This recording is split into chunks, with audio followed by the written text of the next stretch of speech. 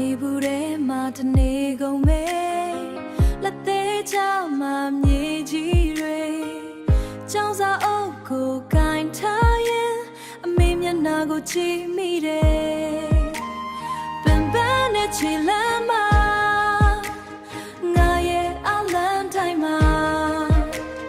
ငါရဲ့အမှန်တွေရှိတယ်ရှင်စိတ်တွေကငါကိုခေါ်တဲ့စဝိုင်းလေးကလည်းနေပြီစဝိုင်းလေးကလည်းနေပြီဒါဟာငါရဲ့လမ်းကြောင်းသစ်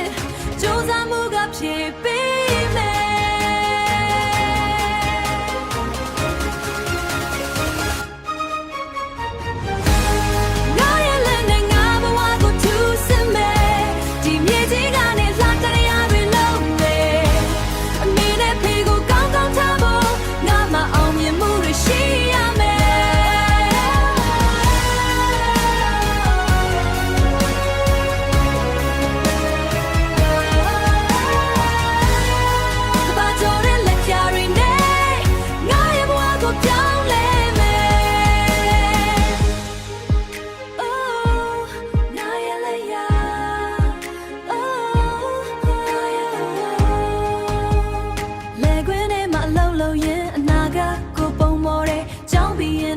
ချိန်မဲ့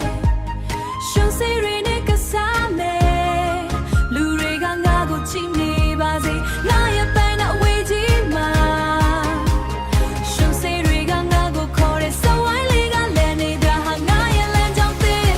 ကြိုးစားမှုကဖြစ်ပေးမယ်ငါရဲ့လမ်းနဲ့ငါဘဝကိုထူးဆန်းမယ်ဒီမြေကြီးကနေလာတရားတွေလုံးမယ်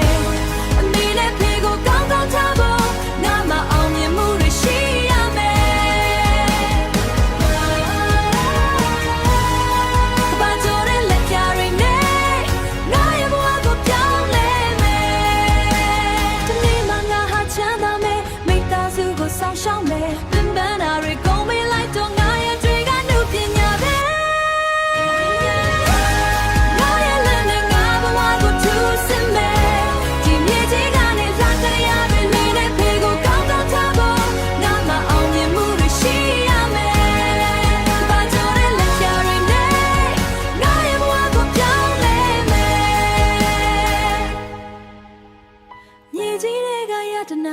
ငါရဲ့လက်ရမို့